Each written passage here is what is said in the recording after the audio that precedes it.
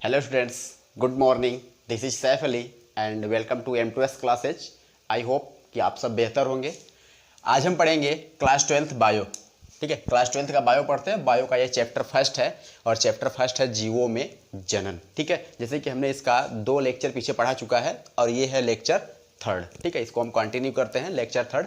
तो lecture third में हमें पढ़ना है कायिक प्रवर्धन। ठीक है, प्रवर्धन यानी कृत्रिम कायिक प्रवर्धन। ठीक है, जो कायिक प्रवर्धन था ये 2 रूपों में था। ठीक है, एक था प्राकृतिक कायिक प्रवर्धन और दूसरा है कृत्रिम कायिक प्रवर्धन। तो हमें आज पढ़ना है कृत्रिम कायिक प्रवर्धन। आज जानते हैं कृत्रिम कायिक प्रवर्धन क्या है। कृत्रिम कायिक प्रवर्धन होता है ऐसे बीज जो ऐसे पेड़ पौधे जो अपने बीज को अंकुरित करने में कठिनाई महसूस करते हैं। ऐसे पेड़ पौधे जो अपने बीज को अंकुरित करने में कठिनाई महसूस करते हैं या उनके बीजों को उत्पन्न होने में कठिनाई आती है, तो उन पेड़ पौधों में हम कृत्रिम कायिक प्रवर्धन करा लेते हैं। कृत्रिम का मतलब हुआ मानव निर्मित। ठीक है, मानव का हस्तक्षेप हो, जब मनुष्य उसमें अपना योगदान दे। और कायिक प्रवर्धन, ठीक है, जैसे जब अगर मानव हस्तक्षेप करेगा तो वो कृत्रिम कायिक प्रवर्धन होगा। और मानव कुछ हस्तक्षेप करके कुछ विधियां हैं, उन विधियों के द्वारा पेड़ पौधों में जनन कराता है। और ऐसे पेड़ पौधों में जनन कराता है जिनके अंदर उनके बीज को अंकुरित करने की जो क्षमता होती है वो कम होती है, वो अपने बीज को अंकुरित नहीं कर पाते हैं। ठीक है, तो इनकी कुछ विधियां हैं, उन विधियों को जानते हैं। पहली विधि हमारी है कर्तन। ठीक है, जो पहली विधि है वो हमारी है कर्तन। कर्तन करके, कर्तन या फिर कलम, कर्तन या कलम, इसे हम करते हैं कटिंग, कटिंग विधि। ठीक है, कर्तन या कलम या कटिंग विधि। तो कटिंग के जरिए, ठीक है, कर्तन के जरिए, कटिंग के जरिए हम कैसे करते हैं। ठीक है, कर्तन और कटिंग में क्या होता है, कायिक जनन में, ठीक है, ये भी कायिक जनन। इसमें क्या होता है कि किसी पेड़ पौधों के, ठीक है, उसके एक भाग को, उसकी टहनियों को, ठीक है, पेड़ पौधे के टहनी को हम लगभग 20 से 30 सेंटीमीटर लंबे, ठीक है, उसके टहनियों को 20 से 30 सेंटीमीटर लंबे टहनी को काट लेते हैं और काट करके हम उसे क्या करते हैं, कलम कर करके, ठीक है, कलम करके लगभग आधा, ठीक है, लगभग आधा उसे मिट्टी में धंसा देते हैं।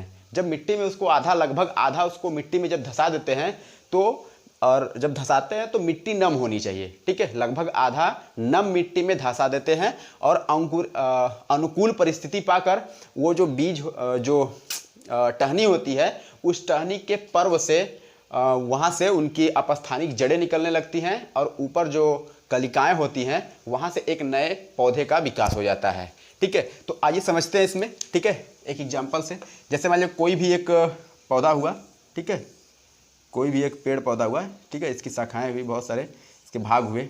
ठीक है, तो अब इसके एक किसी भाग को हम कट कर लेते हैं। चलिए, इस भाग को हमने कट कर लिया।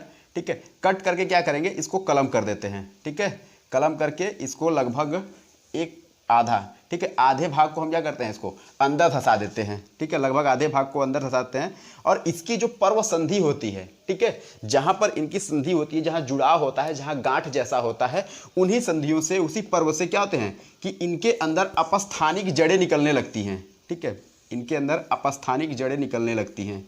ठीक है, अब मान लीजिए ये इनकी पर्व संधियाँ हैं। ठीक है, अब इन्हीं पर्व संधियों से ऐसे ऐसे क्या होंगे, धीरे धीरे धीरे धीरे जड़ें निकलने लगेंगी और ये जड़ें निकल करके एक नए पौधे के रूप में विकास कर लेंगी। और जो ऊपर की इनकी जो कलिकाएं होंगी, ठीक है, वो कलिकाएं धीरे धीरे अंकुरित होकर के एक नए नए टहनियों में विकास कर जाएंगे। ठीक है, एक नई टहनी बन जाएगी और एक नया पौधा बन जाता है। ठीक है, ठीक है, कटिंग की सिस्टम जो होती है सबसे बेहतर तरीके से आप समझ सकते हैं गन्ने में। ठीक है, गन्ने क्या करते हैं, छोटे छोटे गन्ने को ऐसे भूमि के अंदर दबा देते हैं। ठीक है, नम मिट्टी में और अनुकूल परिस्थिति में। ठीक है, परिस्थिति अनुकूल होनी चाहिए, मौसम वातावरण उसके हिसाब से होना चाहिए और इनको हम मिट्टी के अंदर दबा देते हैं। अब देखिए इस गन्ने में क्या होता है कि इसके ऊपर देखिए इस तरह से पर्व लगे होते हैं। ठीक है, एक ऊपर नीचे इस तरह से पर्व निकले, कलियाँ निकली होती हैं पर्वों के ऊपर। जहाँ जहाँ इनके पर्व होते हैं वहाँ पर इस तरह से छोटी छोटी कलिकाएँ निकली होती हैं, कलियाँ निकली होती हैं। तो अब इन्हीं पर्व से जो नीचे की तरफ होते हैं उनसे अपस्थानिक जड़ें निकलने लगती हैं और अपस्थानिक जड़ें धीरे धीरे जब अंदर की तरफ विकास करती हैं तो जो भी इनकी कलियाँ होती हैं वो धीरे धीरे धीरे धीरे एक पौधे के रूप में विकसित हो जाती हैं, एक बड़ा पौधा बना लेती हैं। जितनी भी कलियाँ हैं वो धीरे धीरे ऊपर विकास करके एक नए पौधे को विकास कर लेंगी और इनके नीचे से पहले जड़ें निकलती हैं। याद रखिएगा, पहले अपस्थानिक जड़ें विकास करेंगी, पहले अपस्थानिक जड़ें निकलना शुरू होंगी, तब उनकी जो कलियां हैं वो एक नए पौधे में विकसित होती हैं। ठीक है, इसमें देखिए जैसे हम गन्ने को एग्जाम्पल ले सकते हैं। अब ये कर्तन की जो विधि होती है, जो कलम की विधि होती है, ये दो रूपों में होती है, दो तरह से। ठीक है, एक होता है स्तंभ, एक होता है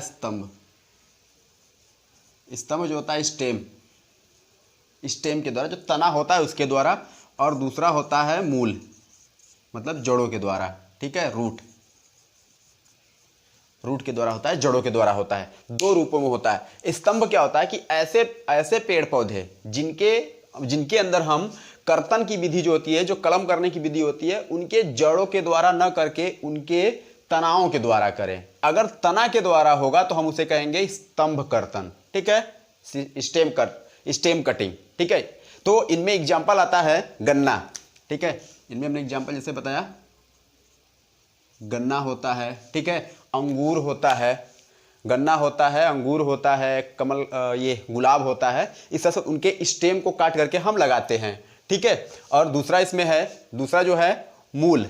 ठीक है, मूल कर्तन, मूल क्या होता है, जड़ों के द्वारा हम क्या होता है, मूल कर्तन की विधि में होता है कि इनमें हम जो भी कर्तन करते हैं वो कर्तन जो होता है वो पेड़ पौधों के जड़ों के द्वारा होता है। जड़ों को काट करके, जड़ों को कलम करके, जड़ों के द्वारा हम उसको लगाते हैं और उसी जड़ से नए पौधे का विकास होता है। तो जब उससे होता है तो हम उसे कहते हैं मूल। ठीक है, मूल कटिंग, रूट कटिंग, मूल कर्तन। इसका एग्जाम्पल आता है शकरकंद। ठीक है, एक शकरकंद आता है, और दूसरा इसका एग्जाम्पल बना सकते हैं हम दहलिया।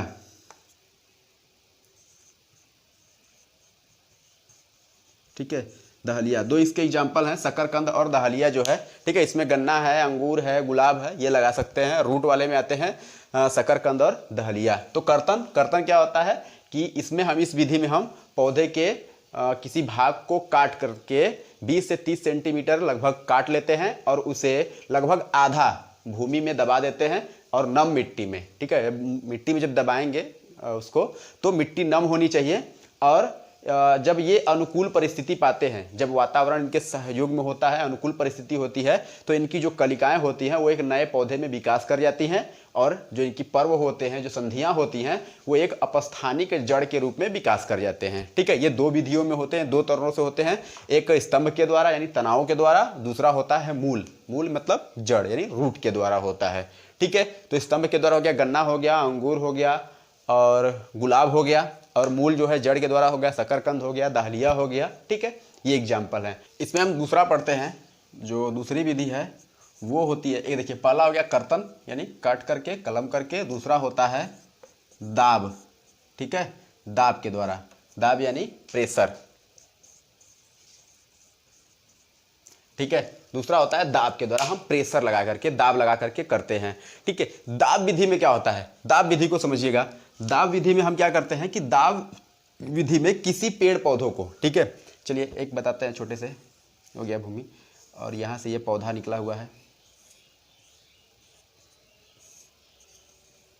ठीक है, तो अब देखिए दाब विधि में क्या होता है कि हम पेड़ पौधों को, ठीक है, उनकी जो शाखाएं निकली होती हैं, ठीक है, उनकी जो छोटी छोटी शाखाएं निकली होती हैं, उन शाखाओं को हम क्या करते हैं, दबा करके। जैसे अब ये शाखा हुई, ठीक है, एक शाखा इससे निकली हुई है, शाखा इधर निकली हुई है, तो इस शाखा को हम क्या करेंगे, ऐसे दबा करके, ठीक है, इस शाखा को हम दबा करके भूमि के संपर्क में लाएंगे। ठीक है, ऐसे ऐसे दबा करके इसे भूमि के संपर्क में लाएंगे। ठीक है, अब जब ये भूमि के संपर्क में आएगा तो उस शाखा को दबा करके हम वहीं रख देंगे। ठीक है, और इसके जो जहां पर जो भाग इस शाखा का जो भाग भूमि से संपर्क करेगा वहां पर थोड़ा सा छिलन कर देते हैं, और छिल करके इसको यहीं पर किसी चीज से इसको ऐसे यहां दबा देंगे। अब यहां पर हल्का सा जब छिलन करेंगे तो वहां की जब मिट्टी नम रहेगी, ठीक है, जहां दबाएंगे ना, जहां छिलन रहेगा, जहां दबाएंगे, जहां वो भूमि से संपर्क करेगा, वहां की मिट्टी नम रहेगी, और नम रहने से क्या होगा कि यहाँ की जो शाखा है वो धीरे धीरे नीचे की तरफ वो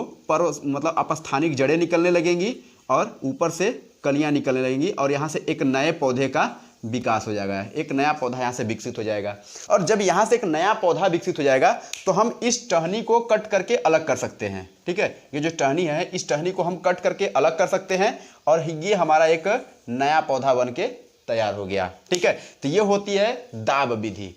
दाब विधि में क्या होता है, पौधे के किसी भाग को, टहनी को, उसके पर्व को, ऊपरी भाग को, किसी भाग को भूमि मतलब उसको दबा करके भूमि में ला करके उसको दबा देते हैं, ठीक है। मतलब भूमि के संपर्क में लगा देते हैं और जो पौधे का जो भाग भूमि के संपर्क में रहेगा वहां पे थोड़ा सा छिलन कर देते हैं। छिलन कर देने से वहां जो होते हैं, जो अपस्थानिक जड़ें निकलती हैं वो जल्दी विकास करती हैं और उनके ऊपर से कलिकाएं जो होती हैं वो धीरे धीरे विकास करके एक नए पौधे का विकास कर लेती हैं, ठीक है।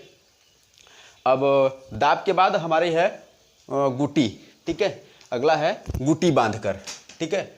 दाब के बाद है गुटी। अब गुटी जानते हैं, गुटी बांध के क्या होता है, गुटी वाले में सिस्टम में क्या होता है कि उसमें, ठीक है, ये किसी पेड़ पौधों को उसकी एक टहनी के ऊपर छिलन कर देते हैं, ठीक है। अब छिलन करके, ठीक है, जहां हम उसके भाग को छिलन करते हैं वहीं पे जो भाग छिलन करते हैं उस छिलन में, ठीक है। तीसरा हमारा है गुटी, गुटी बांधकर, ठीक है। गुटी बांधते हैं। गुटी बांधने में क्या होता है, गुटी बांधने में समझिएगा, गुटी बांधने में क्या होता है कि जो पेड़ पौधे हुए, ठीक है, इनकी शाखाएं हुई, मान लीजिए ये पेड़ हो गया, इनकी शाखा हो गई छोटी छोटी, ठीक है, जो भी शाखाएं निकली, तो अब इस शाखा, मान लीजिए ये शाखा निकली हुई है, तो इस शाखा के ऊपर, ठीक है, ऐसे शाखा ये निकली हुई है, तो इस शाखा के ऊपर यहाँ पर कहीं ना कहीं छिलन कर देंगे, ठीक है। अब यहाँ पर ये चीज़ मान लीजिए छिलन हो गया, सॉरी ऐसे कर देते सही रहेगा। अब देखिए यहाँ पर क्या हुआ, ये भाग जो है ये छिलन कर गया, ठीक है। किसी एक भाग को हम छिलन कर देंगे और जहाँ भाग को छिलन करेंगे वहीं पे क्या करेंगे, रुई, ठीक है, या तो फिर मिट्टी, ठीक है, रुई या मिट्टी का एक लेप लगा देंगे, रुई से ढक देंगे या तो मिट्टी से लेप लगा देंगे और लगाने के बाद उसे पॉलिथीन से या टेप से किसी चीज़ से उसको अच्छे से बांध देंगे, ढक देंगे, ठीक है। और फिर क्या होगा कि इसकी ऊपरी शाखा में, अब उस पेड़ की जो ऊपर शाखा थोड़ी है, ऊपरी शाखा में किसी पात्र में, किसी बर्तन में क्या करेंगे, ठीक है, यहाँ से किसी बर्तन में हम क्या करेंगे, पानी रख देंगे, ठीक है। यहाँ से लटका करके ये बर्तन मान लीजिए हुआ, जो भी मटका या जो भी, अब यहाँ पर हम पानी रख देंगे और इसके निचली भाग में हम छिद्र कर देंगे। अब यहाँ एक छिद्र करेंगे और इसमें जब पानी रखेंगे तो ये क्या होगा, बूंद बूंद करके इसके ऊपर गिरता रहेगा, ठीक है। हमेशा वो बूंद बूंद करके, एक एक बूंद करके इसके ऊपर गिरता रहेगा। इससे क्या होगा, जब पानी गिरता रहता है तो पानी इसके ऊपर जब गिरता रहेगा तो यहाँ की जो मिट्टी है या जो रुई हम लगाए हैं उससे यहाँ की नमी हमेशा बनी रहती है। और जब हमेशा इसके पास नमी बनी रहेगी तो उस नमी के कारण, हमेशा नमी बनी रहने के कारण जो रुई है या मिट्टी है तो वहाँ से अपस्थानिक जड़ें निकलने लगती हैं, ठीक है। अपस्थानिक जड़ें धीरे धीरे धीरे धीरे निकलने लगती हैं और यहाँ से कलिकाएँ निकल करके, ठीक है, एक नए पौधे का विकास कर लेती हैं। फिर इस टहनी को हम यहाँ से कट करके फिर ले जा करके किसी दूसरे जगह पे इसको लगा देते हैं, फिर ये एक नए पौधे का विकास कर जाती हैं, ठीक है। तो ये हो गया हमारा गुटी बांधकर, ठीक है। गुटी बांधने में क्या करते हैं कि किसी पौधे के किसी टहनी को छील देते हैं, छिलन कर देते हैं और छिलन कर करके वहाँ पर रुई लगा देते हैं या तो फिर मिट्टी लगा देते हैं, मिट्टी लगा करके उसको अच्छे से बांध देते हैं और उसी के ऊपर किसी पात्र में, किसी बर्तन में हम पानी रख देते हैं और उसके नीचे थोड़ा छिद्र कर देते हैं ताकि वहाँ से वो पानी जो है हमेशा धीरे धीरे धीरे धीरे करके गिरता रहे, ठीक है। अब वहाँ से जब पानी हमेशा गिरता रहेगा तो यहाँ की नमी हमेशा बनी रहेगी, पर्याप्त मात्रा में नमी रहेगी और उस नमी के कारण, जो नमी हमेशा बनी रहती है उसी के कारण यहाँ से अपस्थानिक जड़ें विकसित होने लगती हैं। अपस्थानिक जड़ें निकल के अपने आप को विकसित कर लेंगी और जब अपस्थानिक जड़ें निकल जाती हैं तो इसको हम कट कर करके किसी दूसरे जगह लगा करके एक नए पौधे का विकास कर लेते हैं, ठीक है। गुटी बांधने में हम प्रयोग कर सकते हैं नींबू, ठीक है। नींबू हुआ, अमरूद हुआ, नहीं नींबू अधिकतम नींबू में होता है, नींबू में हम इसको प्रयोग कर सकते हैं, नींबू में हम देख सकते हैं। ये करीब 20 से 25 दिन तक समय लग जाता है इसमें जड़ों के विकास होने में, ठीक है। रोपण या पैबंद विधि। अब रोपण या पैबंद विधि में क्या होता है, इस चीज को समझते हैं। रोपण या पैबंद विधि में क्या होता है कि पौधों को, ठीक है, दो पौधों को लेते हैं, इसमें एक किसी अच्छे किस्म के पौधे को, ठीक है, रोपण विधि में किसी एक अच्छे किस्म के पौधे को लेते हैं और उसकी किसी एक टहनी को कट कर देते हैं, ठीक है। चलिए, अब एक किसी अच्छे किस्म के पौधे को लेकर के उसकी टहनी को कट कर देंगे और दूसरा एक सामान्य पौधा लेंगे, ठीक है। एक सामान्य पौधे को लेकर के उसके ऊपर ऐसे सेट कर करके, ठीक है, उसको सेट करके दोनों को कट करके अब एक जो होगा, ठीक है, एक जो होगा एक की टहनी रहेगी और दूसरा जो होगा जो सामान्य पौधा है, जो सामान्य रूप से हर जगह मिल जाए, उस पौधे की, ठीक है, उस पौधे की हम जड़ वाला भाग लेंगे, नीचे वाला भाग लेंगे। तो अब क्या करेंगे, इन पौधों को कट करके जो विशेषकर पौधा है उसे क्या करें, उसकी टहनी को ऊपर ऐसे उसके ऊपर लगा देंगे, ठीक है, लगा करके जहां पर इसके कट होंगे, ठीक है। चलिए दो पौधे लेते हैं, दो पौधे लेते हैं।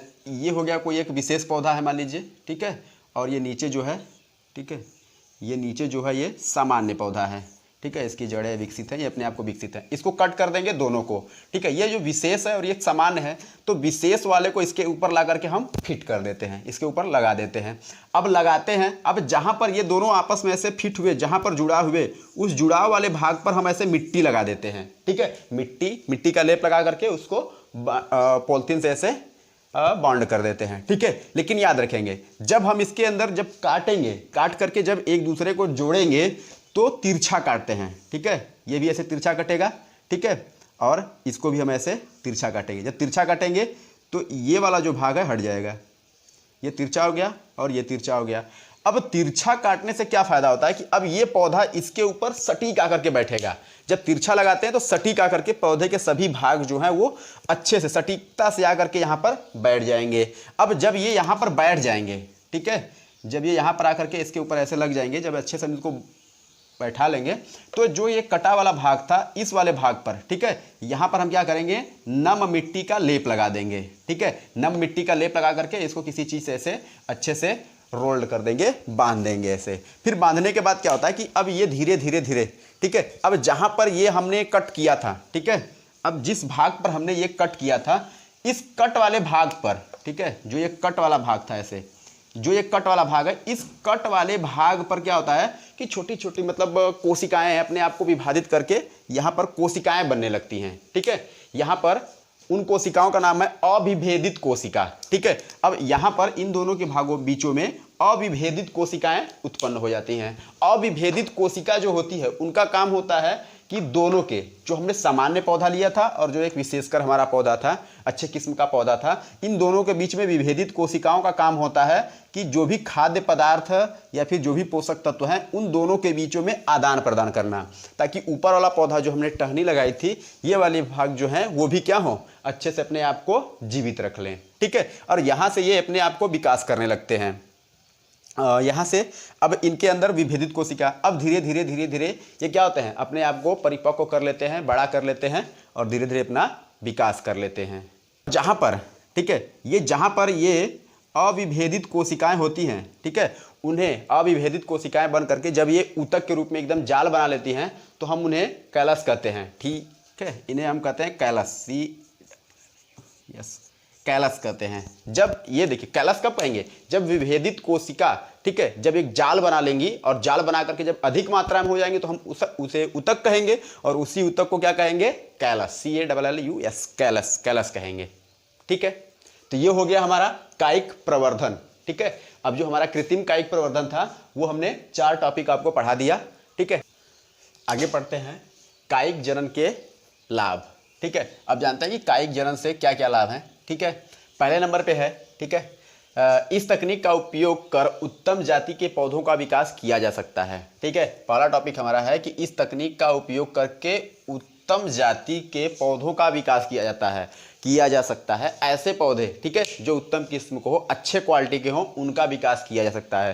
देखिए हमने बताया ना, इससे पहले हमने जब इसकी विधियां पढ़ी थी तो रोपण विधि हमने पढ़ा था। रोपण विधि में क्या था कि एक सामान्य पौधे को, ठीक है, एक सामान्य पौधे की जो जड़ वाला भाग था वो था और इसके ऊपर एक अच्छे किस्म के पौधे को लगा करके उसका विकास किया जा सकता था, ठीक है। तो कटिंग कर करके हम बहुत सारे पौधों को विकास कर सकते हैं। तो वही दिया है, इस तकनीक का उपयोग कर उत्तम जाति के पौधों का विकास किया जा सकता है। जो अच्छे क्वालिटी के पौधे हैं उनका विकास किया जा सकता है।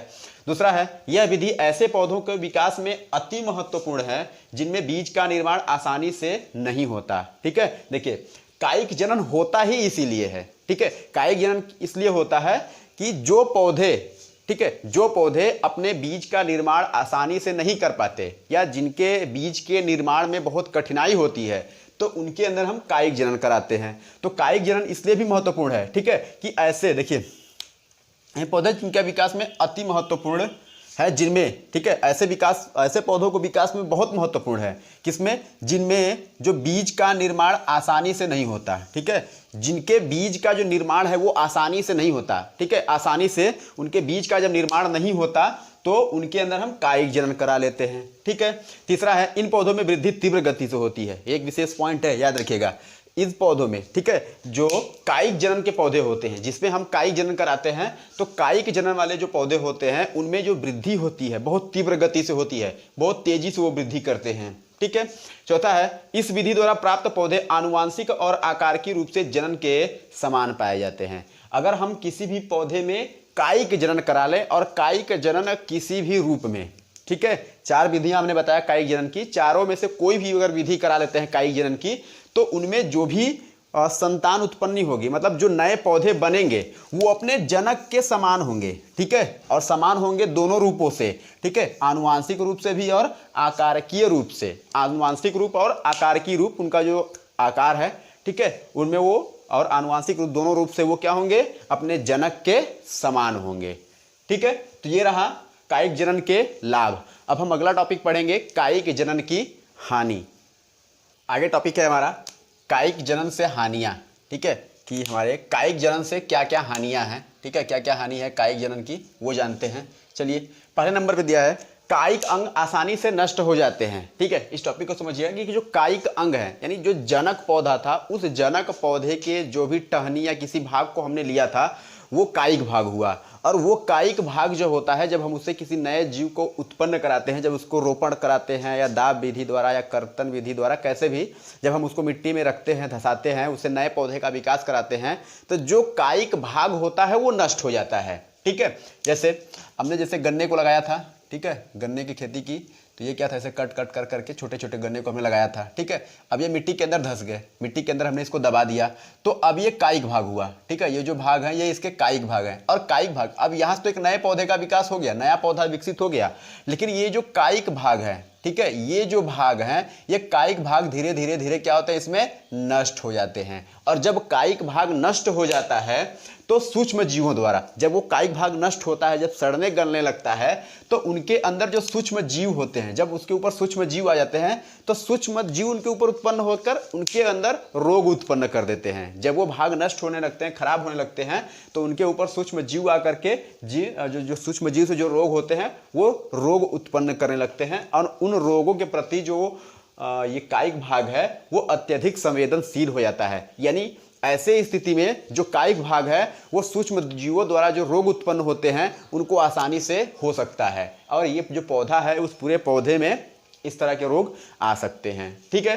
दूसरा है, इस विधि द्वारा नई जाति उत्पन्न नहीं की जा सकती, ठीक है। दूसरा टॉपिक हमारा है कि नई जाति उत्पन्न नहीं की जा सकती। दूसरी हानि यह है कि हम नई जाति को उत्पन्न नहीं कर सकते। क्यों? देखिए, अब यहाँ क्या था, जैसे हमने गन्ने की खेती की, तो अब जो गन्ने की जो हम ये गन्ने की जो क्वालिटी लगा रहे हैं, ठीक है, जिस किस्म के गन्ने को हम यहाँ पर खेती कर रहे हैं, पहले क्या था, पहले शुरू से जो पहले हमारी चलिए गन्ने की खेती थी, अब ये जिस क्वालिटी का गन्ना था, इसी चीज़ को हमने कट करके कटिंग कर करके खेतों में फिर से लगा दिया, फिर से यही नए पौधे बने, ठीक है, यही नए पौधे बने, फिर इसी चीज़ को हमने कट करके फिर से लगा दिया, फिर यही नए पौधे बने। तो क्या इसमें नई जाति बनी? नहीं, वही पुरानी जाति चली आ रही है जो हमने पहले खेतों में लगाया था, जो पहले खेतों में लगाया था वही पुरानी जाति चलती आ रही है, ठीक है। तो इस विधि में बताया गया है, इस विधि में नई जातियां उत्पन्न नहीं की जा सकती, हम किसी नए जाति को उत्पन्न नहीं कर सकते। इस विधि से पादप की जनन क्षमता कुछ समय बाद, ठीक है, इस विधि के द्वारा जो पादप है, ठीक है, जो पेड़ पौधे हैं, उनकी जो जनन क्षमता होती है कुछ समय बाद क्या होती है, वो कम हो जाती है, ठीक है। जो उनकी जनन क्षमता है कुछ समय के बाद वो क्या होती है, कम हो जाती है। और जब उनकी जो जनन क्षमता अगर कम हो जाती है तो उनकी जो अगली जो पीढ़ी चलती रहती है, जो उनके संतान उत्पन्न होते हैं, वो दुर्बल होते हैं, कमजोर होते हैं, ठीक है, वो उनके पास वो क्वालिटी उतनी नहीं रह जाती, वो धीरे धीरे अपने जनक की अपेक्षा थोड़े कमजोर होने लगते हैं, ठीक है। तो ये हुआ कायिक जनन से हानि, कायिक जनन से लाभ हो गया, कायिक जनन से हानि हो गई। अब हम पढ़ते हैं अलैंगिक जनन की लाभ, ठीक है, कि अलैंगिक जनन से क्या क्या लाभ होते हैं हमें। अगली टॉपिक पढ़ते हैं अलैंगिक जनन, ठीक है, अलैंगिक जनन के लाभ, ठीक है। अलैंगिक जनन से हमें क्या क्या लाभ हैं, क्या क्या हमें अच्छाइयाँ हैं, अलैंगिक जनन से हमें क्या क्या लाभ मिलते हैं। तो पहला टॉपिक हमारा है, यह प्रक्रिया एक जनक द्वारा होती है। जैसे कि हमने बताया था कि अलैंगिक जनन होता क्या है भाई, जिसमें केवल एक जनक की आवश्यकता हो। ठीक है, तो यहाँ बताया गया है वही चीज़ कि ये केवल एक जनक, ठीक है, इसमें केवल एक जनक होता है और वो एक जनक जो है या तो नर हो या तो फिर मादा, इन दोनों में से कोई एक, दोनों मिलकर के नहीं, दोनों अलग अलग, ठीक है, जनन कर सकते हैं। वही बताया गया इस प्रक्रिया में एक जनक द्वारा जनक हो सकती है, मतलब एक जनक द्वारा होता है। इसमें किसी दूसरे जनक की या दो जनकों की आवश्यकता नहीं होती, इसमें केवल एक ही जनक खुद से जनन कर सकता है।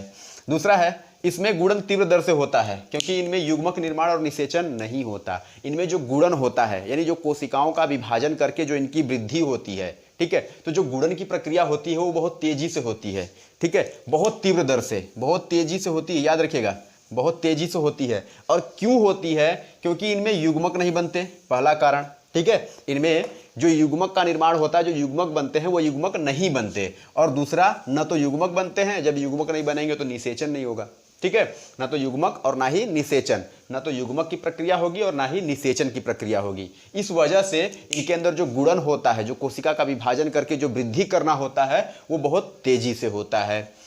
तीसरा देखते हैं, एकल जीव द्वारा अनेक संततियों का निर्माण होता है, ठीक है, एकल जीव, केवल एक जीव के द्वारा अनेक संतति, अनेक बच्चों का, ठीक है, अनेक पौधों का विकास हो जाता है। केवल एक ही संतति से, केवल एक ही जनक के द्वारा हम बहुत सारे पौधों का विकास कर सकते हैं, बहुत सारे छोटे छोटे जीवों का विकास कर सकते हैं। जैसे हाइड्रला हुआ, हाइड्रला का एक पौधा हुआ, ठीक है, उसके एक प्रवर्ध को, जो भी छोटा निकला हुआ भाग था, उंगली जैसा स्ट्रक्चर जो प्रवर्ध था, उसको अगर कट करके हम फिर से मिट्टी में लगा दें तो फिर वो दूसरा बन गया। अगर 2 लगा दे, 3 लगा दे, 4 लगा दे, तो वो 3, 4, 5 पौधे ऐसे ही बढ़ाते चलेंगे, ठीक है।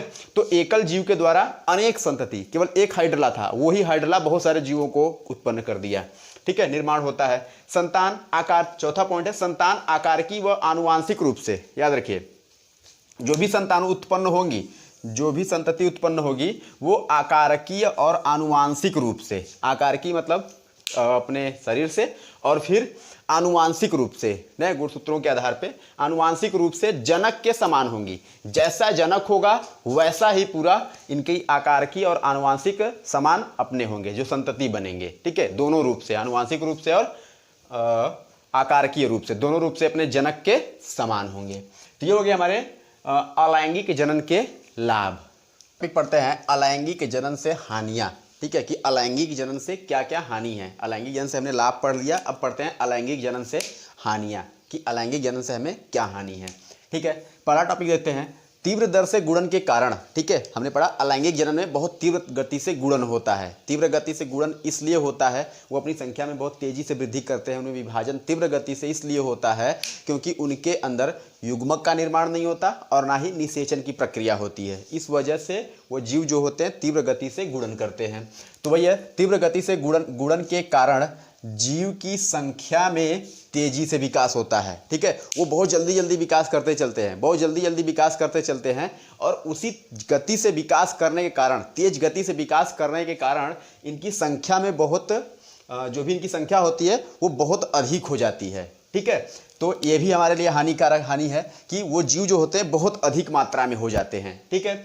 दूसरा है, इस जनन की निरंतरता से जनकीय रूप से दुर्बल संतति उत्पन्न होते हैं। यानी दिया है कि इस जनन की निरंतरता से, इस जनन की निरंतरता का मतलब कि अलैंगिक जनन की जो निरंतरता चलती रहती है, किसी पौधे में पौधा हुआ, इसमें अलैंगिक जनन, फिर नया पौधा, फिर अलैंगिक जनन, फिर नया पौधा, फिर अलैंगिक जनन, तो बार बार उसी पौधे में हम क्या करें, अलैंगिक जनन करा रहे हैं। और अलैंगिक जनन जब बार बार अलैंगिक जनन होता चलता है, तो उनकी जो जनकी रूप से जो जनक हैं उनके समान अगर जो संतति उत्पन्न हुई है उनकी तुलना करें तो वो अपने जनक से क्या होते हैं, दुर्बल होते जाते हैं, उनकी अपेक्षा धीरे धीरे वो दुर्बल होते जाते हैं, ठीक है। और तीसरा टॉपिक है, तीसरा पॉइंट हमारा है, ऐसे जीव परिवर्तनशील दशाओं के लिए कम अनुकूलित होते हैं। ऐसे जीव, कैसे जीव भाई, जो अलैंगिक जनन द्वारा उत्पन्न होते हैं, ऐसे जीव जो अलैंगिक जनन द्वारा उत्पन्न होते हैं वो क्या होते हैं, परिवर्तनशील दशाओं में, ऐसी दशा, ठीक है, ऐसा वातावरण जो परिवर्तित हो जाए। अगर नॉर्मल है, अगर जो वहाँ का वातावरण अगर बैलेंस है तब तो वो अपने आप को जीवित रखते हैं। अगर वो परिवर्तित हो जाए, वो दशा जो भी वहाँ का वातावरण है वो थोड़ा परिवर्तित हो जाए, तो वही बताया कि परिवर्तनशील दशाओं में ठीक है, परिवर्तनशील दशाओं में ये अपने आप को कम अनुकूलित कर पाते हैं, जो इनका अनुकूलन होता है कम हो जाता है, वो अच्छे से अपने आप को अनुकूलित नहीं कर पाते। और जब अच्छे से अनुकूलित नहीं कर पाते तो ऐसे जीव अपने आप को ज़्यादा लंबे समय तक जीवित नहीं रख पाते। अगर अनुकूलन नहीं कर पाएंगे तो वो जीव मर जाते हैं। ठीक है, तो ये रहा अलैंगिक जनन से हानियाँ। ठीक है, अलैंगिक जनन की हमने हानियाँ पढ़ लिया। यहाँ पर हमने पूरा अलैंगिक जनन के बारे में पढ़ लिया। ठीक है, ये लेसन फर्स्ट जो हमारा चैप्टर फर्स्ट था ये कंप्लीट हुआ। ठीक है, तो आई होप आप सबको अच्छा लगा होगा और समझ में भी आया होगा। अगर इस चैप्टर से कोई समस्या है तो जहाँ भी टॉपिक अगर ना समझ में आए तो आप कमेंट कर दीजिएगा। ठीक है, उस कमेंट के माध्यम से या तो अलग वीडियो बना करके हम उस क्वेश्चन को आपको समझाने का प्रयास करेंगे और बेहतर कराएंगे। ठीक है, तो ये लेक्चर 3 है। ठीक है, ये जो चैप्टर फर्स्ट था इसके 3 लेक्चर हैं और ये तीसरा लेक्चर लास्ट रहा। आई होप आप लोग अच्छे से बेहतर से समझ गए होंगे। और अगर वीडियो अच्छी लगी तो ज़्यादा से ज़्यादा लाइक करिए, सब्सक्राइब करिए और दूसरों को, अपने दोस्तों तक जो भी हैं उनको शेयर भी करिए। थैंक यू दोस्तों।